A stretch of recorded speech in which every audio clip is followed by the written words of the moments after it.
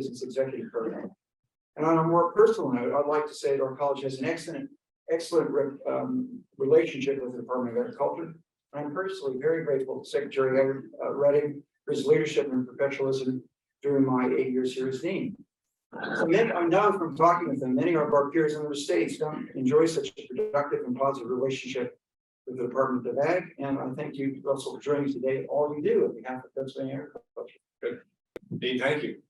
Pleasure to be here and to be part of the. We have a chance here to do our joint address to communities and then town halls. So always enjoy this. Thank you for being at the farm show. Thank you for being part of this one. I think this is the first we've done at the farm show. Right? Yes. So we had a taste of this during virtual farm show in 2021, but it's nice to see you. It's nice to welcome you back to the farm show complex. I think in farm show math, it's everybody who was here in 2020 plus 22 equals farm show 23, right? So the crowds are such, but really appreciate the partnership with Penn State, and I think even to these farm show events sort of provide us a nice reflection point, right? We all sort of arrive at a new year thinking about those things that we value, we trust, we appreciate, particularly in transition years where in government transitions, and there are many, right, at many levels. But you always come back to those things that are foundational, where you really appreciate the research that's done, the extension work that's done, the partnership that are expressed in everyday work, and really blessed to have the dean and his team and the land-grant university in our state. But I would say that for the nation as well, right? And some of you heard me tell the story, but when you think about what was playing out in our nation's history, when Abraham Lincoln went to bed at night, he was wondering if he had a nation in the morning. And what did Congress do and the president do? They passed the land grant, create a land grant university system, right? So even a divided nation, divided Congress came together to do an incredibly important task, right? Of creating a knowledge center and extending that knowledge to those who need it. That is as relevant today, both in times and tension, as well as I think the deliverables of our extension system. So appreciate very much what Dean does with his team, and just some contemporary issues. When you think about high path avian influenza, right, of the last year, since last April actually, and what impact there's been here in Pennsylvania. Our challenge constantly around the environment and looking at the water quality issues, the pressures that we're under in this state to deliver on reductions of nitrogen and phosphorus. That doesn't happen without a team of extension educators and researchers to do that. The spotted lantern fly, right, which is a nuisance in so many ways, but it's also invasive in so many ways, both environmentally, socially, economically. That is all part of the work that we've done between the department and land grants mission as well. So I could go on, but I think just the work of what Penn State has done, continues to do. Look at the contemporary issues of Pennsylvania, the things that we were confronted with, and recognize that agriculture finds itself at the intersection of some of the most important issues of our time. Right, it's about food, nutrition, and jobs, economics, and environment, and health. That's where we live, right? And with that comes significant responsibilities to respond. And some of those have good answers, and others are unknown answers, right? It's the research, you need a team who's looking at these issues from all levels, on all sides. So it's very important that we have the partnership, honored that it's as strong and as healthy as it is. But it's also in recognition that is because of each of you and the support that we receive, both as a department and as a university. But these are also times when you need to sort of express your appreciation for these things, right? When you've got new governors and new teams and new people and legislators who may not understand, right, the full extent of work that's done, the partnership that's needed to actually address some of these issues. So we'll talk through these issues today, but again, just another thanks to the dean and each of you for being here. Thank you. Thank you, Secretary. So We are to talk about the state of Pennsylvania agriculture, and there are a couple of take-home messages I'd like to start off with. And that is, we are concerned a lot about climate change, and my home state of California right now illustrates the woes of climate change. After suffering through the worst drought in 1,000 years, they suddenly can't get away from rain. But these things are happening. So, and I think there are great opportunities for Pennsylvania out of this. It's tough for California and Arizona, which produce a lot of fruits and vegetables for the whole United States, but it's pretty clear that they're going to struggle with the vagaries of the weather. And I think there's opportunities there for Pennsylvania. Similarly, as temperatures rise, animal production in the southeastern part of the United States is going to get tougher. And I think that's a great opportunity for Pennsylvania as well, particularly in the western part of the state, where there's lots of opportunities for growth and trying to expand our potential there. So I think these are great opportunities, but they're also going to require planning, that we really need to find a way to set aside enough time to get past the day-to-day crisis and think about how can we plan out to address climate change. It's not really taking advantage of California and Arizona's misfortune, but I think it's arguable we've got an opportunity, even obligation, to see if we can do more about producing food for the country in the face of climate change. Now, connected with that is there's a fabulous opportunity in that we need to draft a new farm bill. A farm bill is a collection of legislation. And our good friend Glenn Thompson is now the chair of the House Ag Committee, or will be formally, and he's taking on the role of working on the farm bill. He's made it really clear he really wants to work with us to do it, all of us, to try to come together with a really great farm bill.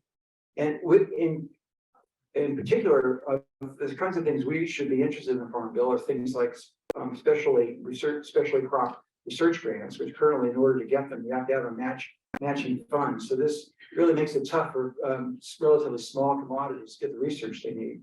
But the other area that's really important is that studies were initiated more than 5 years ago to look at what the state was of infrastructure in the land-grant universities across the United States. Because, study Ramaswamy, who I've worked with at Mississippi State in the 1980s, had moved around in various places around the United States. And he was acutely aware that our infrastructure across the country is in poor shape.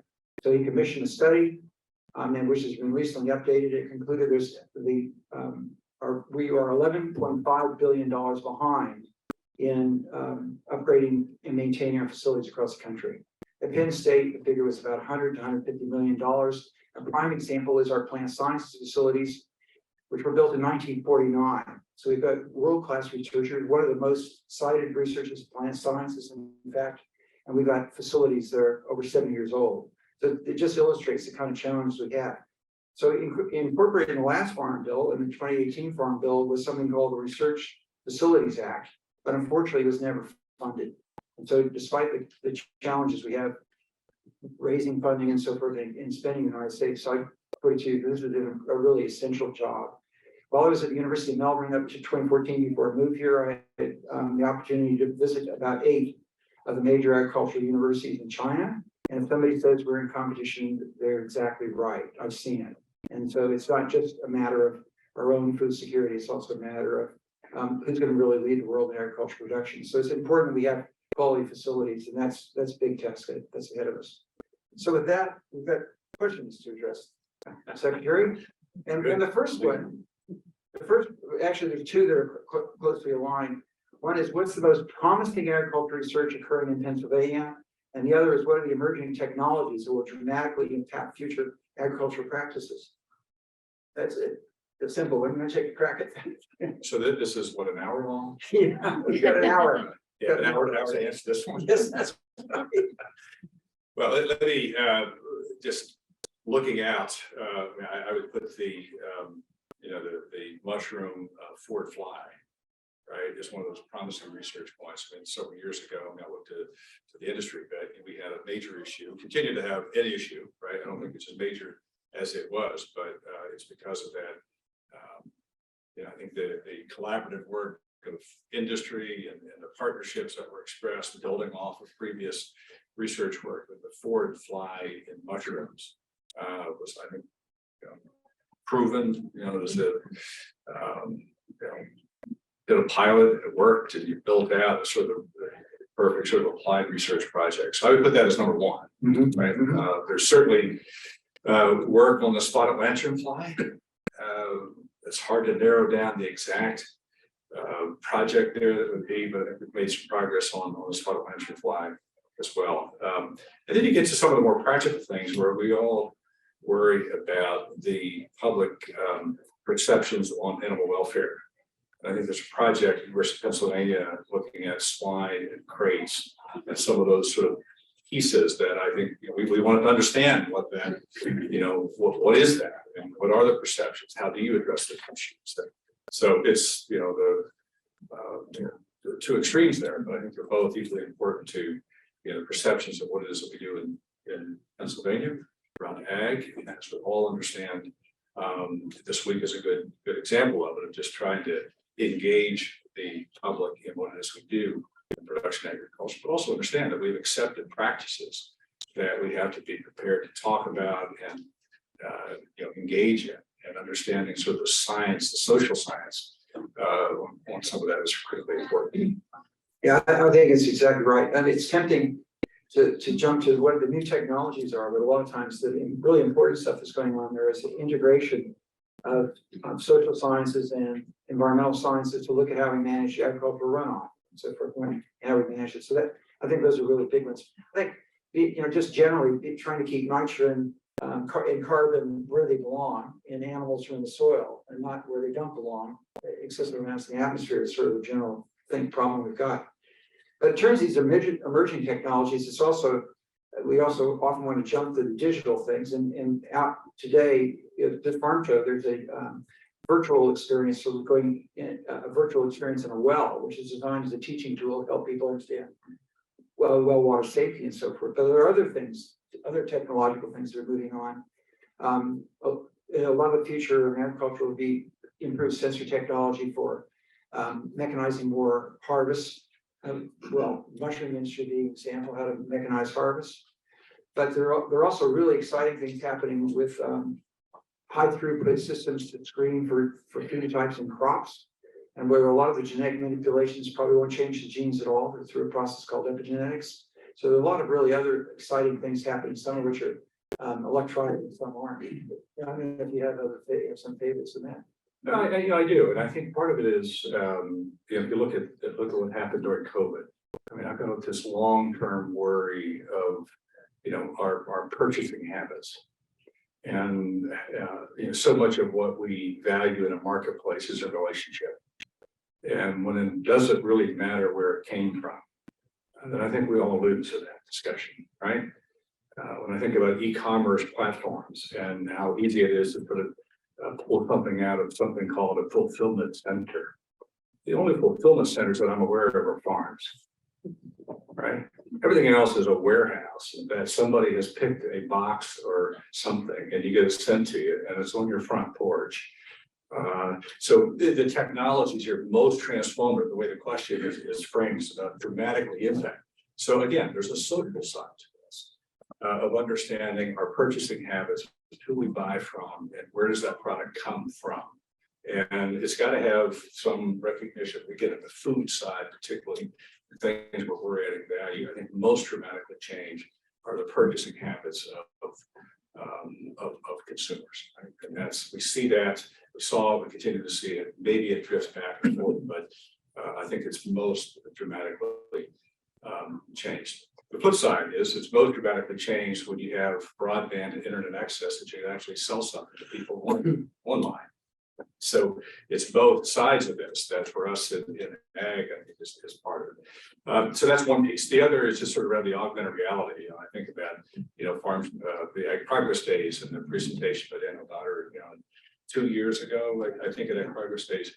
And I don't pretend to understand all of the applications of that. But your exhibit, Penn State exhibit looking at the well. So what the dean's referring to, the Penn State display, you put on the augmented reality headset and it takes you down the well 145 feet. So you can see where the water is coming in to that. Point is that you can use it to sort of see the landscape, you can see what's happening, see beyond the surface. But you can also look at, what we do in terms of animal disease and, how do you keep track of animals, particularly in a very transient populations of animals in the state. They're just tools that I think are out there that could dramatically change, will dramatically change how we do what we do. But yeah. But we'll replace a lot of human elements. So actually, one of the lessons that comes out of this for all the young people, there's a lot of questions we have about education.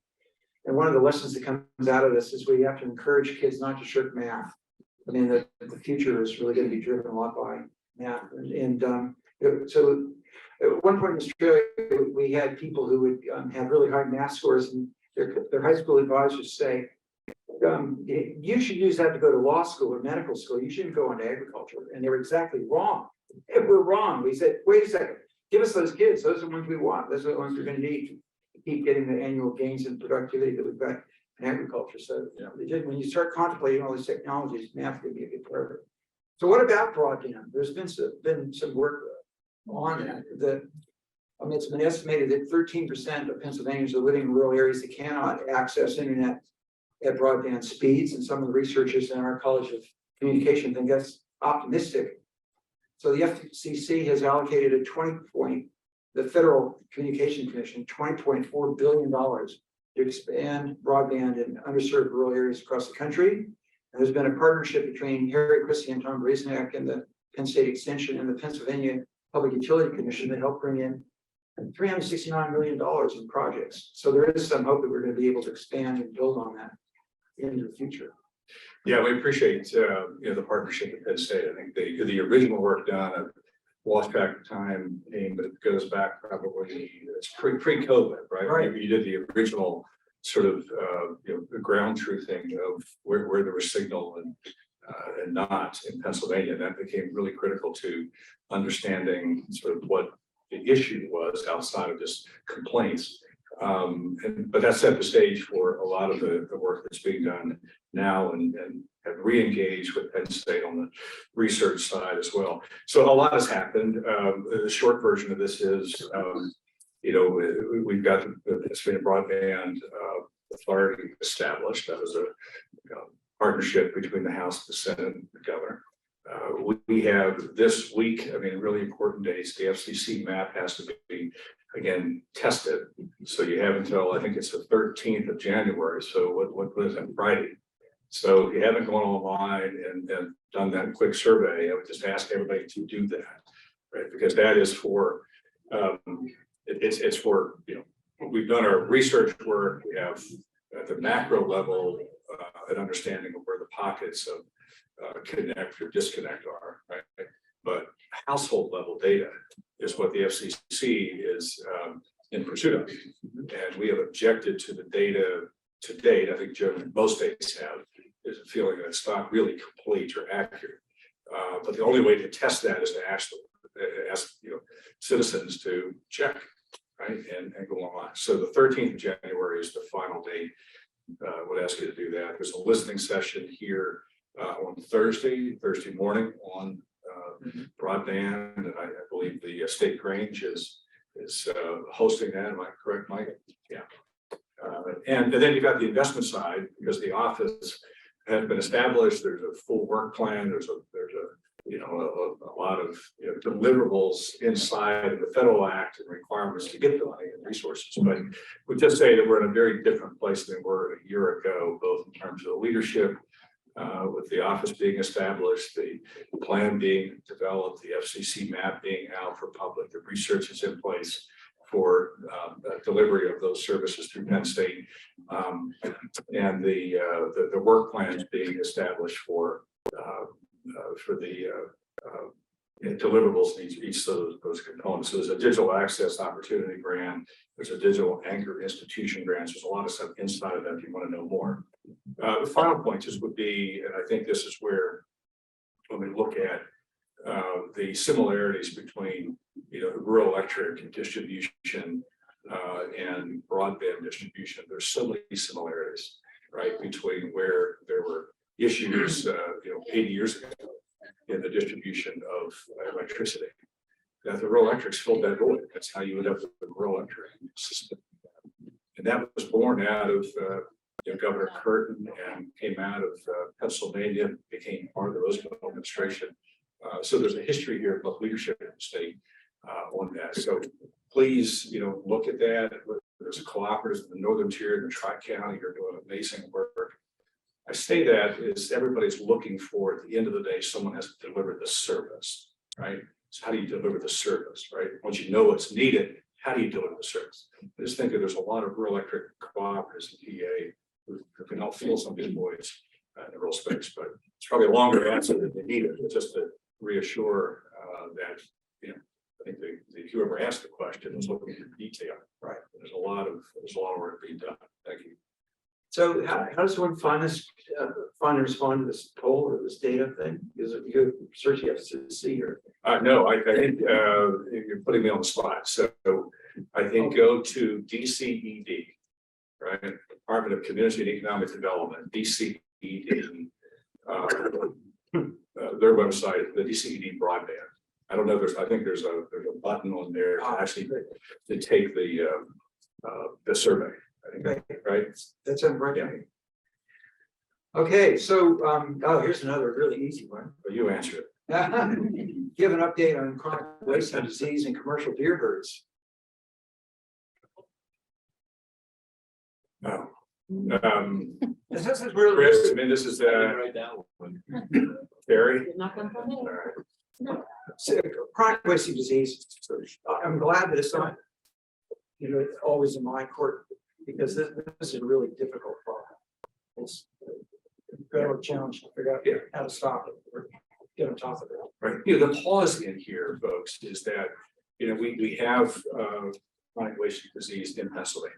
Right? There's no hiding that. We are a deer-rich state. Both those that are inside the fence and those that are outside the fence. And it's important because this is a problem that is not owned by only those who are inside the fence or outside the fence. When we took over the responsibility from the Game Commission many years ago, there has been this rapid growth in the number of deer farms in Pennsylvania. Right? At one point, it was a couple hundred. It grew to as many as 1,200 deer farms. Greg, I think it's backed off a bit to around 700 or so. This decline. All the while, you've got CWD that's circulating, and people are very honest about it. It's a national problem, but there's not a national strategy to it.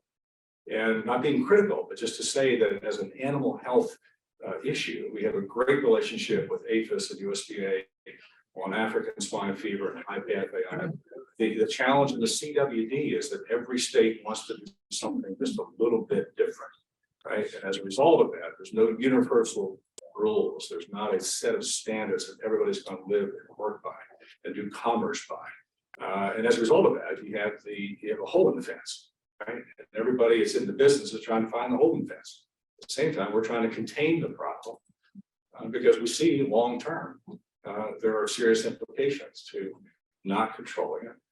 Implications by both the disease transmission, but also the public perceptions of what is positive and what CWD means for human consumption, right? I think it's a very real issue. So how we manage that, and we try to take a measured approach through the Department of Agriculture and worked with, where it's in Pennsylvania, we've got research underway. But at this point, I mean, we've had to contain it by some creative strategies of putting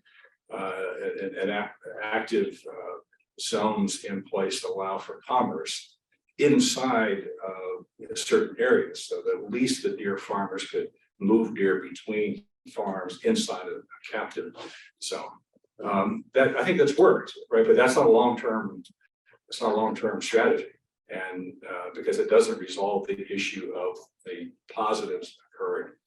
I forget the number of positives we've had, Greg. It's probably more yours, but just to say that a total of 559 captive deer have been tested positive.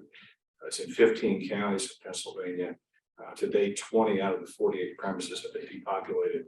So we continue to work at it. So I'm not sure the questioner's desire for more detail there, but I've just summarized to say it's a problem that continues to to challenge us, both in terms of resources for the department and not saying anything out of school, but I think for to know, particularly in a year where we had high path AI,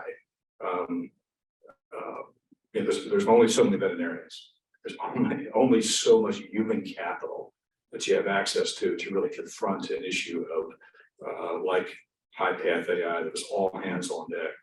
Problem is you can't over here say, I'm just not going to do the CWD work, right? So we've got this issue within the department of how you find this equilibrium between those things that are, truly, dangerous transmissible diseases. On the other hand, that are longer term issues with implications, right? But both require the department to do certain things and respond to them. So the active discussions, I'm hopeful in a new session that there's a chance to talk about the allocation of resources and how we address CWD. All right. There is some good news. Wildlife biologists at Penn State tell me that there is a breakthrough, and that if there's been a new test for CWD, it has the arcane name of real-time quaking-induced conversion. We had half an hour, I could explain to you what all that means. But it's a really different kind of test than anything like COVID tests or anything. This is a very tricky test technique, but it's really advancing by leaps and bounds the ability to detect this difficult disease. So there is some good news. No, it's a great point, right? I skipped past that. There's no live test. Yeah. Right. The animal has to be terminal. You have to take the animal to test with CWD. So until you have a live test, you're always then open to, the only way to really know is upon harvest. So difficult to do. Yeah, so getting good tests has been a big deal. And we've had a very long battle with avian flu this year, and something on the order of 25 commercial flocks and backyard flocks. Statistics better than I do. We keep thinking that it's going to come to an end. We're across into 2023, and it's not quite done. Yeah, so I don't think it is going to end. Yeah. I think it was out between the farm, between Christmas and New Year's, doing some outside work on a fence row, right? And this flock of geese came in, and the only reason they couldn't land on the pond because it was iced over. But they were still headed north. I'm thinking, where are you going, buddy? Right, it's almost spring. But the point is that we would find that these migrations and high path AI 39 years ago, we had the initial outbreak was a ground game, right? It's what happened on the ground.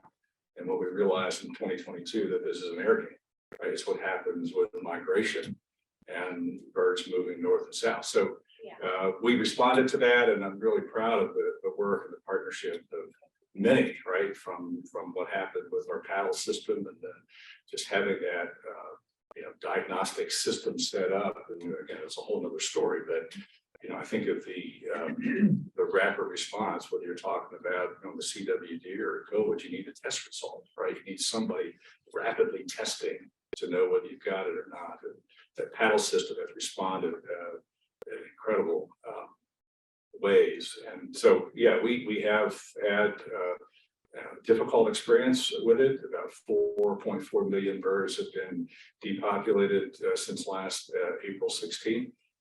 The work continues. 10 of those flocks of 35 have been backyard flocks across the state. So again, the teaching point here has nothing to do with whether the bird is commercial or pleasure or however you want to describe it. It's avian. It's an avian influenza.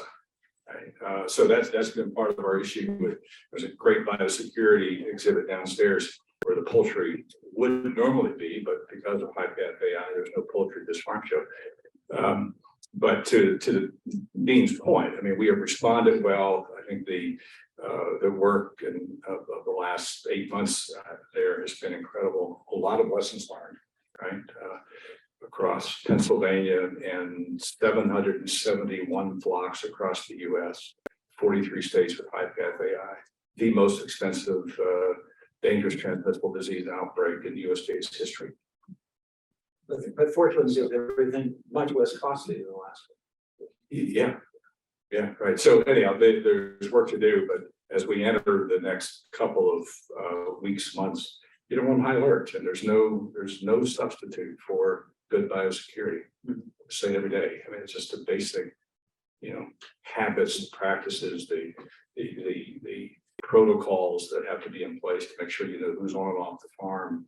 Where were you as the operator? Were you another operation coming back? So look at it, look at the biosecurity, but I think that's really important part of this. And would say we're the only state that has a recovery fund that was established by, the legislature and the governor. And I think that's been incredibly important.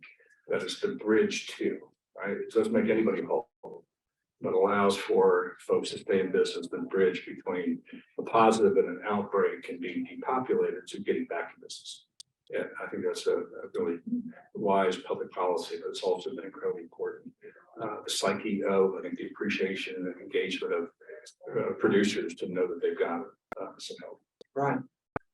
Well, the next one is the latest update on spotted lanternfly, including research and control strategies and future impacts on agriculture. One of the things we've discovered from the research that's been done by Kelly Hoover and others is that for a while we thought that spotted lanternfly, we were first concerned it was going to affect native trees, and it seemed less likely to. The latest experiment that run showed that actually young native trees, saplings and so forth, are affected. So there is a threat, a long-term threat for spotted lanternfly in terms of reducing the diversity of forest by knocking out the recruitment of trees. So we're still working on that. But we've done a lot of work looking at abating spread, raising public awareness. You can go online at Penn State. You can. We encourage people. Most of you have probably already done it. Take the course on how to make sure that you're not moving spotted lanternfly on vehicles and so forth. We've also got a lot of evidence. They're great hobos. They hitchhike well on trains, and a lot of it seems that the railroads are cooperating with us more and more. But there's still a problem with the adults will fly on to stationary train cars, get carried down to the next siding and jump off. So we get movement like that. So there's a lot of focus from both the USDA and the state on watching the railroads, especially switch yards and so forth.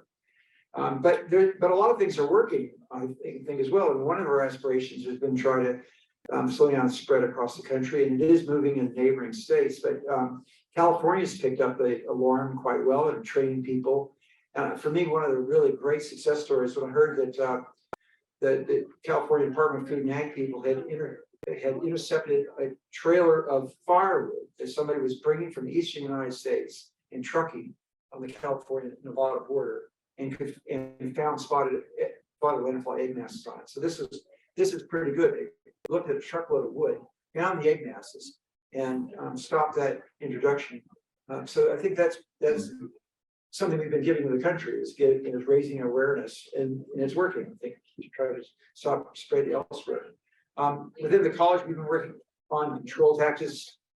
We've come around to leaning toward early in the season controlling the nymphs with dinotefron, and going early enough that it has very little impact on pollinators. We actually did these trials in large experiments and found if we treated early enough, we could control spotted lanternflies without affecting the pollinators, which we were measuring by 3 different ways. The USDA is favored using the pyrethroid bifenthrin against the adults, so we're at the end of the cycle, but we're all working on what look like improved control strategies for them. And of course, if you want to find out anything about it, go on the Penn State website. You can find lots about spotted lanternflies. So we're making headway. I think the disappointing thing is we haven't been able to stop it.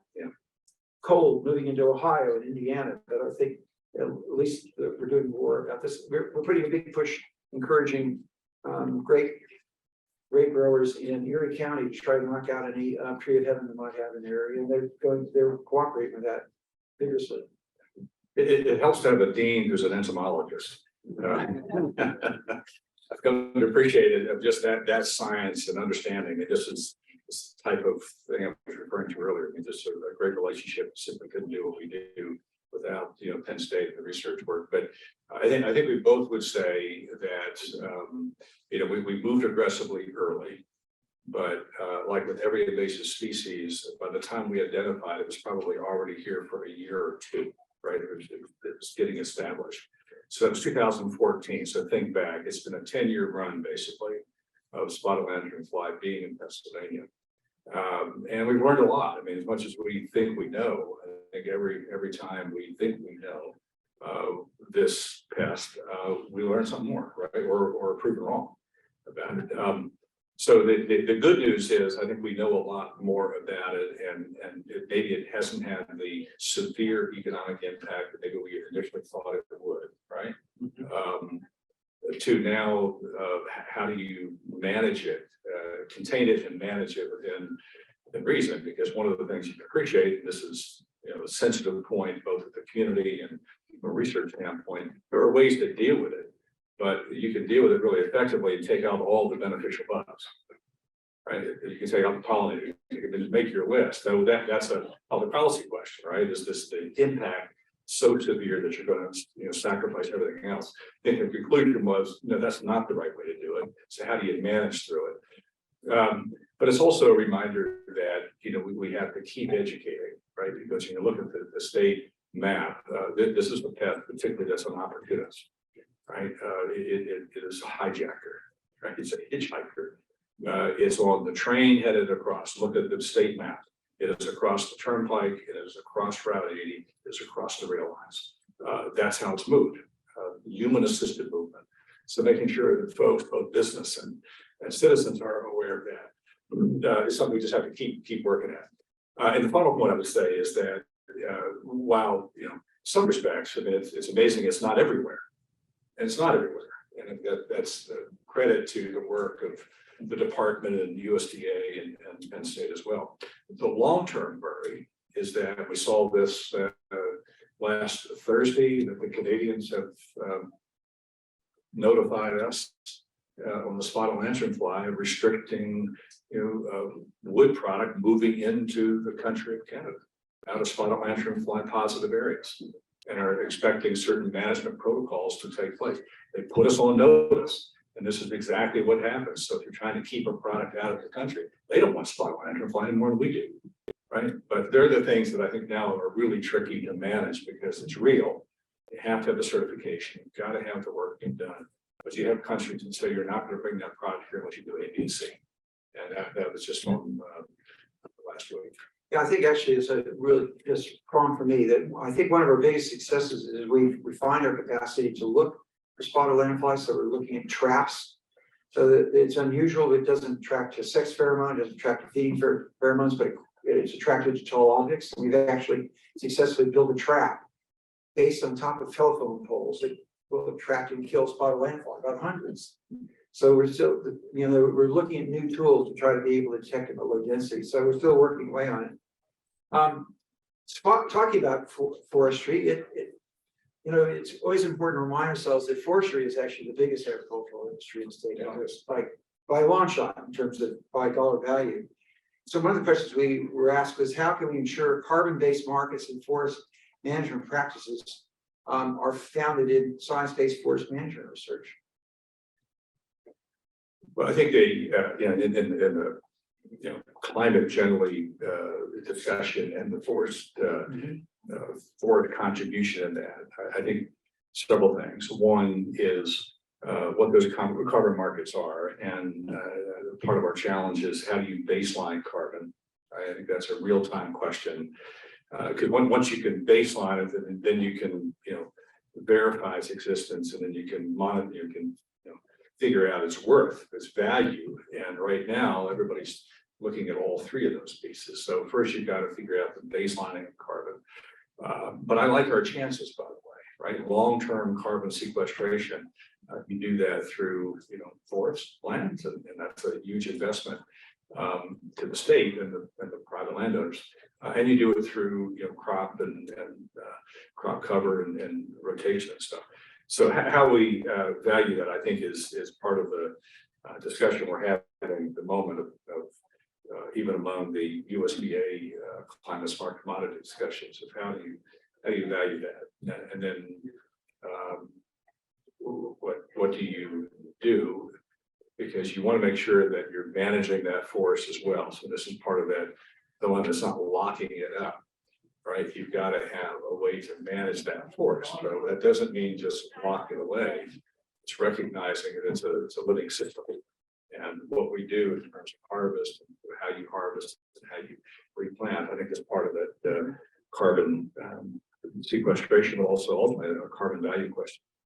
Yeah, so we had, one of the things we were successful with last year is the US Department of Agriculture asked for application for climate smart agriculture programs. So essentially, to try to establish a commodity premium for crops or for agricultural products that are produced in a climate smart way. So Pennsylvania leads much of the rest of the nation in the adoption of cover crop, no-till and cover cropping.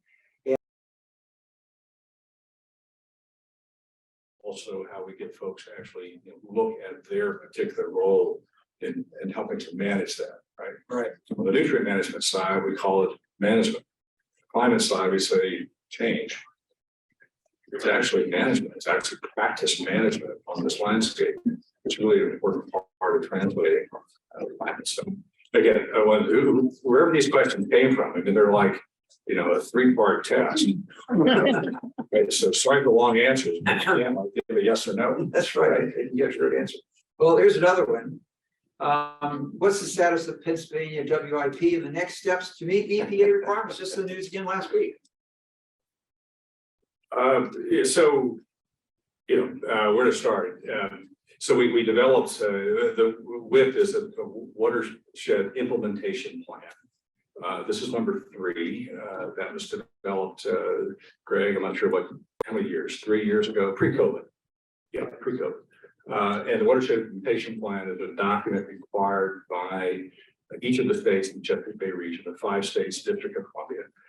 And you have to develop a watershed implementation plan to outline the implementation of the state's plan to meet the requirements of nitrogen, phosphorus, and sediment reduction. So we put the plan together. We have plan 1, plan 2, plan 3 is the most substantive, I think most transparent, quite frankly, meaningful, just because I think it was done in a very, very transparent and collaborative way. Status of all of that. So we continue to work at reductions, and according to the EPA, we continue to be basically status quo, which is by their definition sort of D-, right? And it's frustrating in so many ways, but I've come to appreciate that. Again, that's looking at the watershed total, 64,000 square miles. That's a big space, right? There's a lot happening there. There's about 20 million people, by the way, who live in it, and everybody can't wait to get to it. But we've got a great work through Ag and the Balance, PA to Balance. Thank you. And I see, Mary and team. We just came out of that pre-Christmas, and I had a wonderful discussion and engagement with stakeholders. Federal, state, private, conservation, et cetera. And credit to Penn State, where they've been leading that conversation, keeping us together. I'm positive about getting there, right? More positive today, just because I think there are 2 things that happened in the last year. One is we've never had any predictable, consistent funding resources. We now have that at $220 million. In this last budget, and that was again a partnership between governor and the House and the Senate, and more specifically to drive that money to the high priority counties in the Chesapeake Bay watershed versus just going simple division. So we now have Lancaster, York, this lower southern portion, south central portion, where the problem exists. Right, there are more farms in Lancaster County than the entire state of Delaware. I mean, think about it, right? More farms in the county of Lancaster than the entire state of Delaware. There are 33,000 farms in Chesapeake Bay watershed, just Pennsylvania. Right?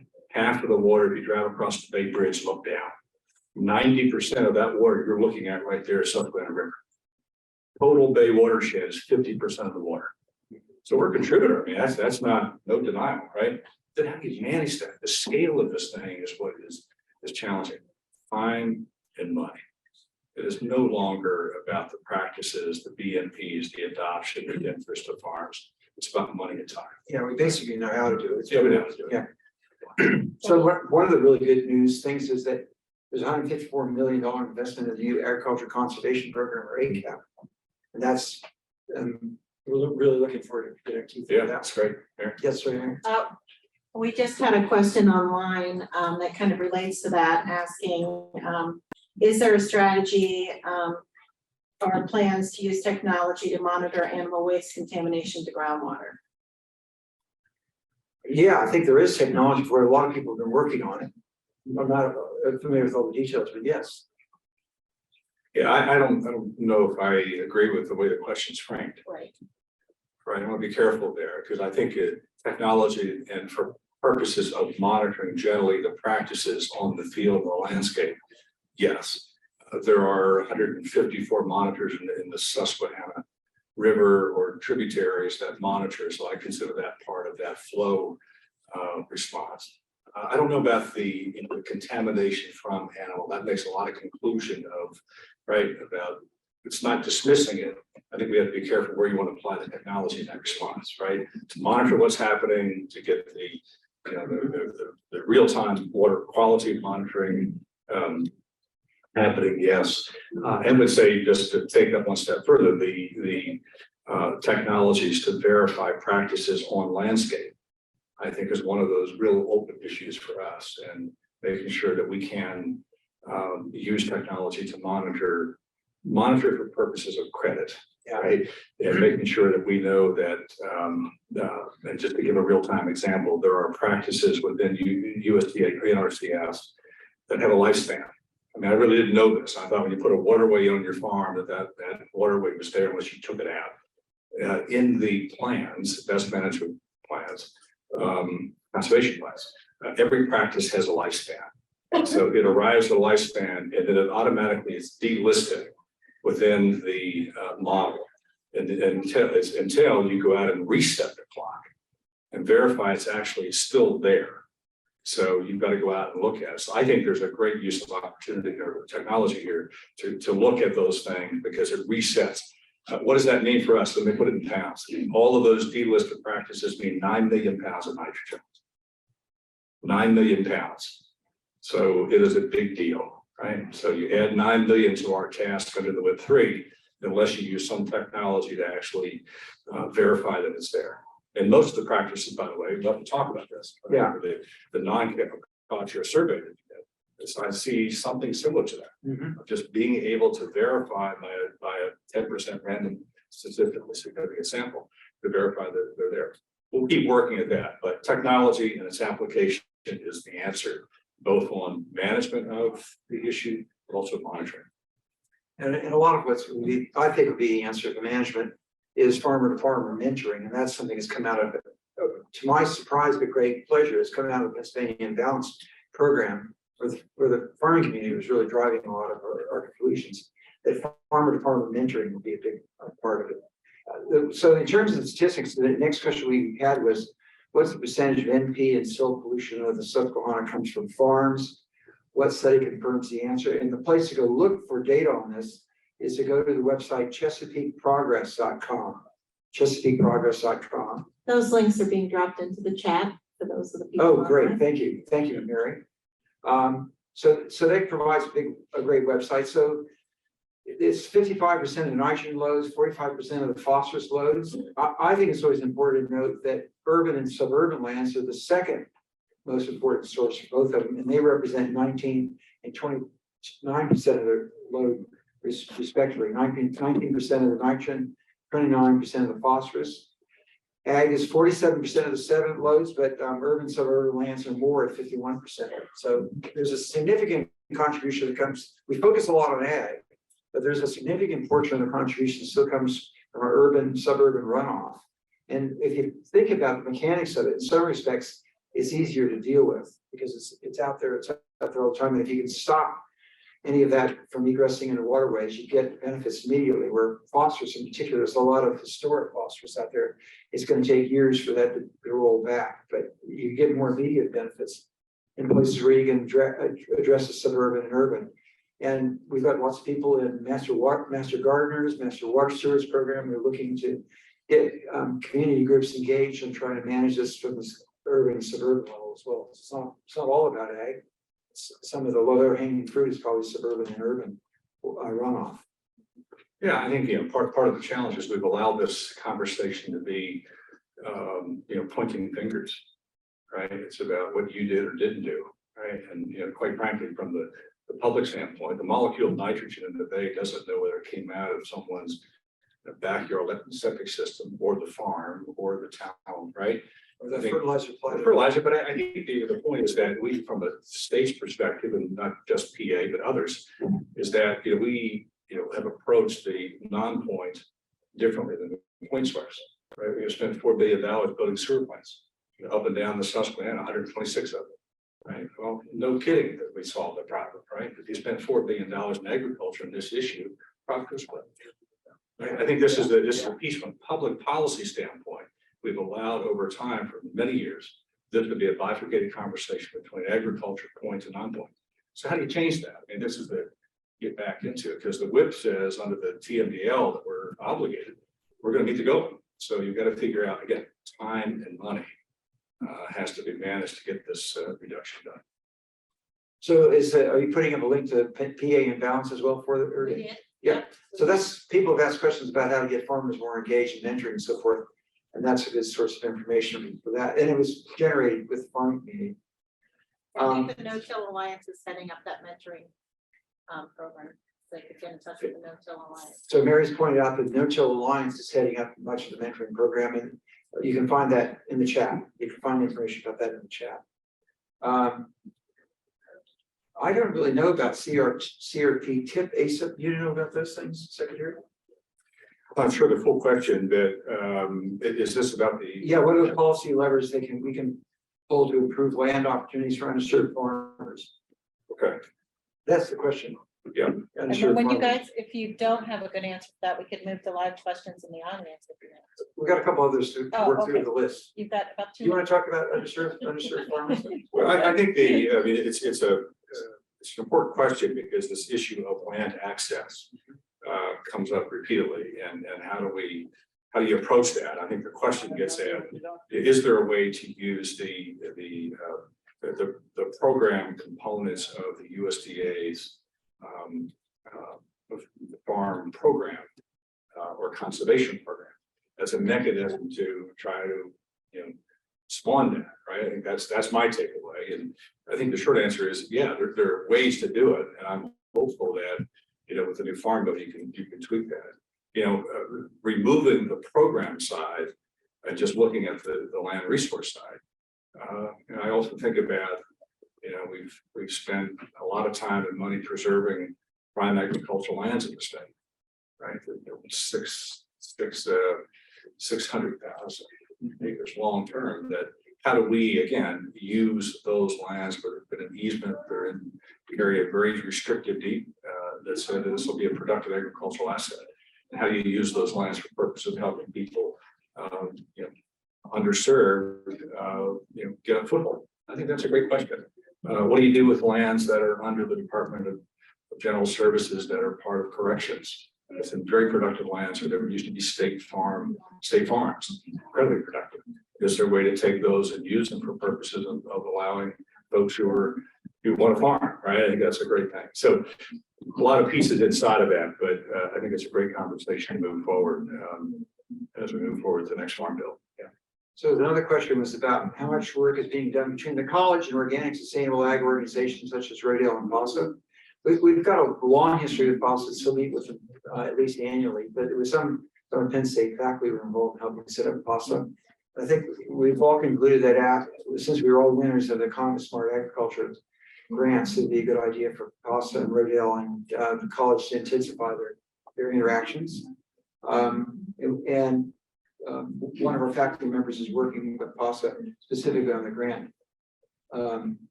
Are there any efforts in policy or legislation in Pennsylvania that encourage institutions to produce or source food locally? Yeah, there's a lot of conversation occurring around that, and the department's you know is currently, it does an annual training with farmers on how to sell to the institutions, which is a good start, right? Yeah. I think it's a good place to start, but there's no mandate at this point in terms of percentage of, but it's not a policy per se, but I think there's an initiative Because we've recognized that there's been a growing interest in, right, selling to those institutions, but not always the easiest things to crack, right? How to get in, but I think there's an opportunity here with the training that we've done. Yeah, just we're running out of time. One question was, agriculture is an important industry and students K through 12 should be exposed to where their food comes from and how ag affects their lives. How can we improve ag education and literacy? I think everybody agrees with the premise of that question. Yeah, come to the farm show. Yeah, bring them to the farm show. Get them involved in 4-H. We get 50,000 youth across the state that are engaged in STEM and agriculture and 4-H or FFA. We're equal opportunity when it comes to youth education. But I think one of the things this question, for me, one of the things this question begs at is, why don't we have more in public schools? So we still maintain an agricultural education teaching program at Penn State. But we need, really, what we'd like to see is more school districts to actually say we need an ag education teacher to help teach ag, but also to help make sure that agricultural examples are integrated in everything we do. Why don't we have agricultural examples in math classes and geography classes and so forth? So instead of having just an ag class, get more agriculture throughout the curriculum. And I think that's something we all need to keep campaigning for. College is certainly in a position to help provide input for it with the really super ag education group of faculty we have. So that's a short answer to a really long debate. Yeah, if I could just extend that answer a little bit. So one is, I mean, inside the Farm Bill is the Farm to School program. We just announced those grants this week. And when you look down through them, I mean, it's really an amazing mix of schools, right? Some have an ag science program, the majority don't, right? And they're just figuring out that they have this great sort of platform to use agriculture to teach science, right? Or teach civics or to teach English, right? Been in two places and have done this. I mean, the Erie County School District, admittedly a complicated district, figured out how to take a school garden concept and push that out and around and through and into cafeterias, right? A phenomenal job. And then go to the other extreme, we go to not extreme, but the other end of Philadelphia, right? And again, a very complicated school district. And the Fox Chase Elementary, if you told me to walk into Fox Chase Elementary and watch a 4th grade class talking about pollinators in poetry, right? Love it. It's beautiful, right? They don't have any science program. Those kids figured out that there's science, there's pieces, there's natural environment, there's food, there's life, right? Inside of that, and they were teaching, the administrators were just smart enough to grab it and mold it into it. So I hope, right, that ideally you have 157 programs, Mike, is that right? Ag science, you have 500 school districts, right? And every one of them is figuring out how do they eat. How do you marry up that process? So again, I always, these are longer answers, but I think they're great pieces to teach and think, because you're asking us to say, what's the right answer for the College of Ag? What's the right answer for a Department of Government to try to figure it out? They're just really great questions. So thank you for that. I mean, it's truly mattered. Every needs to know where the food's coming from. They need to know about how to eat better for nutritional reasons and so forth. It's important to citizenship, and it always astonishes me that we don't have more about agriculture and food in public schools. So it's up to us to keep pushing that. I know we're running out of time. I think we could keep going for a little bit, but I just want to get. I just want to be sensitive to Secretary Redding's time. If you have another. Yeah, we're good. Go ahead. Yeah, we're okay. I just want to make an announcement, and then if people feel away as they go, that's fine. But I just want to highlight that on February 15th, our next College Connections topic is going to be the Paso Agricultural Museum, connecting the past and the future, and just illustrating how important agriculture is to our culture. Hearing about the Paso Ag Museum would be a good thing to do. And the other thing I want to make an announcement about before it slips away from us is that Congressman G.T. Thompson was having a listening session. It was supposed to be held on Saturday. Something was happening in Washington, kept the congressman pinned down there. I don't really know what it was about. But in any case, he had to postpone it to this Friday. I believe it's starting at 3 o'clock, but look for the calendars. But I think that'll be a very informative session, and one that's truly of national significance. He's trying to draw on about 10 of his congressional colleagues, bipartisan. I think it'll be a landmark event. We encourage everybody to turn up for that one as well. So Secretary, there was another question about like Canva drip, volatility. That's probably something that comes up from time to time Yeah. in your office. You said you had some other questions. We can skip that. What can you say? Let's go to the other questions. You can have a link that you can have for more information on any question. We can see on online. We can add, Is there a question in the room? Does anybody have a question that they'd like to ask the so secretary? just to follow up what Mary said, I'll make sure, I've got some text as well, and we'll provide for people, from our science people about it. But yeah, other questions? We have some questions online. In light of the incoming Shapiro administration, what is the status of relationships to BCTE of the PA Commission of Agriculture Education Excellence? The BCTC, I'm not sure what. BCTE. Bureau of the yeah. Yeah.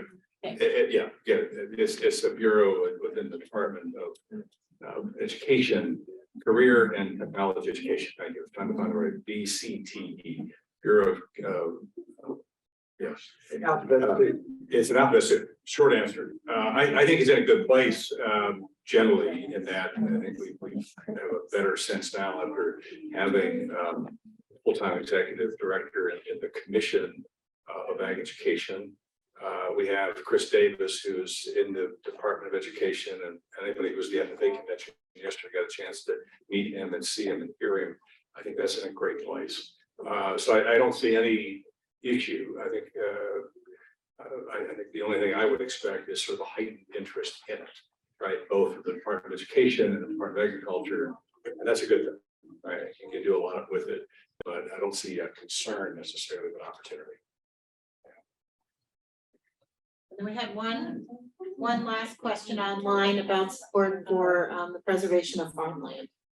Maybe you could just talk a little bit about. Well, I just volunteer. I was astonished when I arrived a bit over 8 years ago about the extent of the preservation of farmland program. I think it's one of the best things. I mean, I've had experience with 18 years of agriculture in Australia, where they desperately need something like this. I think it's quite a remarkable thing in Pennsylvania's done, being able to set aside that much land for farming. It's truly a landmark accomplishment. Yeah, I think it's a great story. I mean, it's a nice way to, you look at the theme of rooted in progress, and I think back to and think about this time where that question was on a ballot, where public was asked the question, should we indebt ourselves for the purpose of preserving agricultural land? And it was a 2-to-1 margin of yes. And the majority of the vote and support came from urban centers. Right? So I think there's always going to be a reminder to us that this was not an initiative that was carried by rural areas and those of owners of farmland. Those in the urban centers who had an appreciation for farmland. Right? And how we connect them and how we use that, I think, is important. 600,000 plus acres, 6,148 farms are preserved. To the point, though, that there are 1,200 farms on the backlog list, right? And they're on the backlog list because there's not enough money to actually buy them, right? To buy the easements, not to buy the farm, buy the easements. So, yeah, we put carried up how many million? 40 million. Well, 40 every year. 40 million every year into state funding, different sources into preserving land in 58 counties. It's matched by counties, et cetera. But you really have to accelerate that if you want to get to the point of the backlog list. And I think anybody who travels around, Pennsylvania, almost anywhere in Pennsylvania, used to say South Central, but if you travel 81 and 78 in the turnpike and these big boxes in single family housing, we're gobbling up our prime agricultural lands. Right, and long term, that should be a concern. Right? So more funding is needed. Any questions from the room? Just going to come back to the Paso Ag Museum. Rita Graff will be doing it. At the Ag Museum, they've got items that go back 4,000 years. And just a couple of days ago, I was watching Rick Steves on travel, late night TV sort of thing, talking about the pyramids of Giza and so forth. Why do you think some of the biggest architectural artifacts on the planet are along the Nile River? Think about it. I mean, they've got little pyramids that are in the Midwest United States, some in Yucatan and Mexico and so forth. Why? The most massive things. It's the continuity of water and fertilizer, fertile soils were washing through the Nile, gave it a real edge 10,000 years ago. So what does that say about sustainability of agriculture? What we should be worried about? If you want to look at sustainability, look at something like that. So you'll be able to see some of the artifacts at the Pastor Art Museum. Good. Well, thank you all. As always, a great pleasure. Thank you, Dean. Good. Happy New Year to you. Thank you.